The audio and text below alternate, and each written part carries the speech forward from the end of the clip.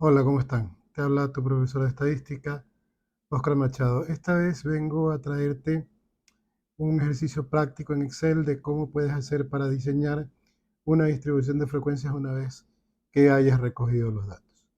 No voy a hablar sobre fórmulas ni el análisis, sino simplemente de cómo diseñar la distribución de frecuencias desde el número de clases hasta la frecuencia relativa acumulada. Entonces, para no demorar tanto el video, vamos a ir ya al asunto.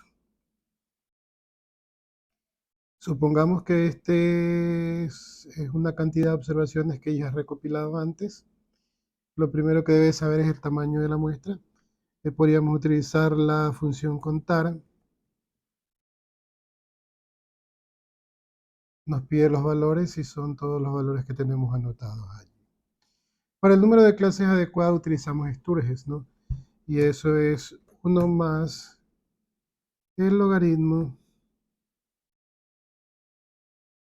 del tamaño de la muestra en base 2. 6.6, el número de clases siempre tiene que ser un valor entero, entonces si esto lo redondeamos es 7. Luego encontramos el máximo con la función máximo.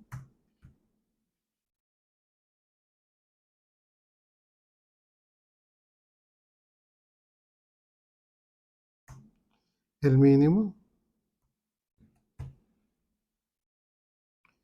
Esto para poder encontrar el rango.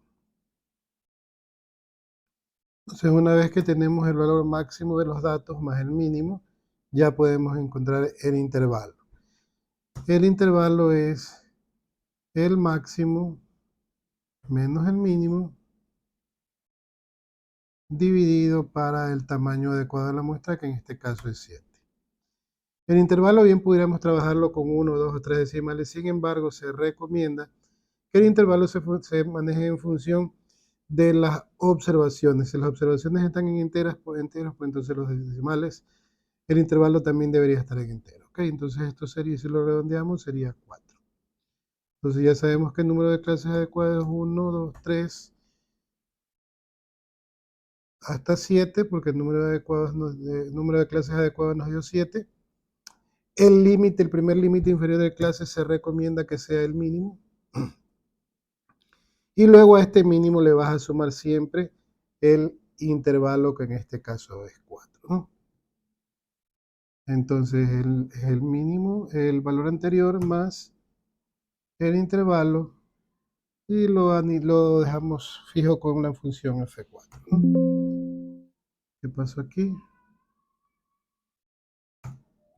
Es el valor anterior más el intervalo con función F4. Ahí está. Si arrastramos, allí tenemos entonces todos los límites inferiores de clase. Para los límites superiores de clase, restamos 1 del segundo límite inferior de clase, ¿no? Y luego a ese valor que encontramos le sumamos siempre el intervalo, con función F4 para que nos quede la celda fija. Arrastramos y ya tenemos las 7 clases que van de 20 a 23, 24 a 27, 28 a 31, 32 a 35, 36 a 39, 40 a 43 y 44 a 47 siempre en este caso, recuerden, ¿no? Entonces, ¿cómo podemos saber si están bien diseñados los límites, tanto límites inferiores como superiores? Sencillo, en la primera clase debería estar el mínimo, o la primera clase debería contener el mínimo, y efectivamente si el mínimo es 20 está contenido dentro de la primera clase, que es de 20 a 23. Y en la última clase debe contener el máximo es 45 y efectivamente la última clase contiene al máximo, que es 45.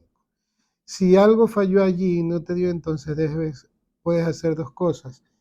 Puedes aumentar una clase más o podrías ajustar el intervalo. Yo por experiencia propia te aconsejaría ajustar el intervalo.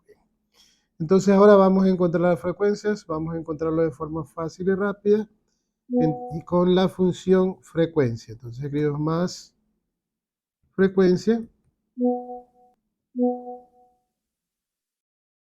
elegimos los datos, las observaciones, punto y coma, y los grupos son todos los límites superiores siempre. Le damos Enter. Algo pasó aquí. Nuevamente más frecuencia. Gajes del oficio, ¿no?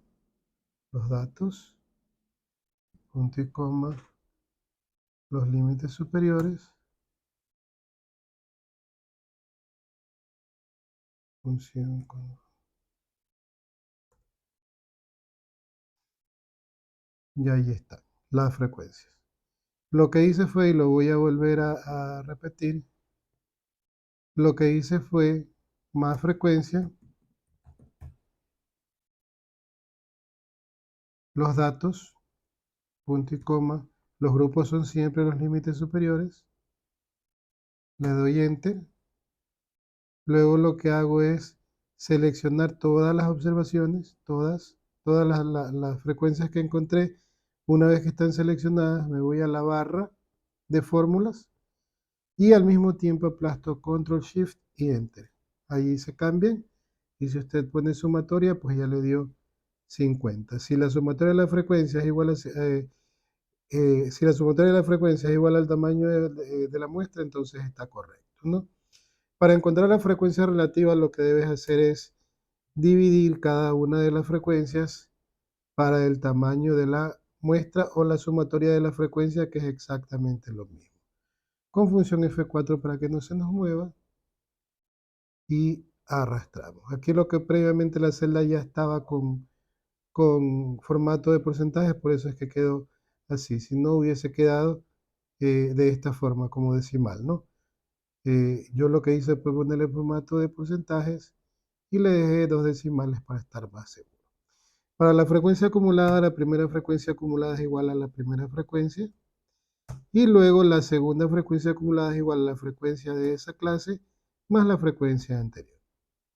Entonces luego lo que hace es arrastrar fórmula.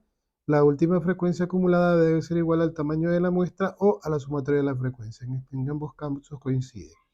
Para la frecuencia relativa acumulada, cada una de las frecuencias acumuladas divididos nuevamente para el tamaño de la muestra o sumatoria de la frecuencia, que es lo mismo. Función F4 para que no se mueva y arrastramos fórmula. La última frecuencia relativa acumulada debería ser igual a 100. La marca de clase es el punto medio de cada clase, entonces podríamos decir que es el promedio de los dos límites de clase. Y lo que hacemos es poner la función promedio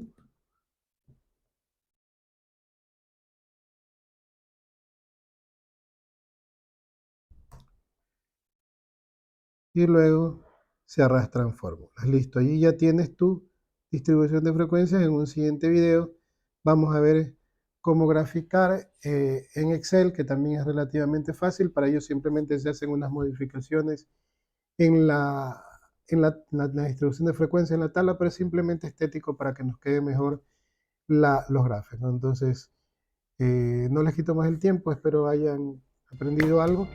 Nos vemos en la próxima.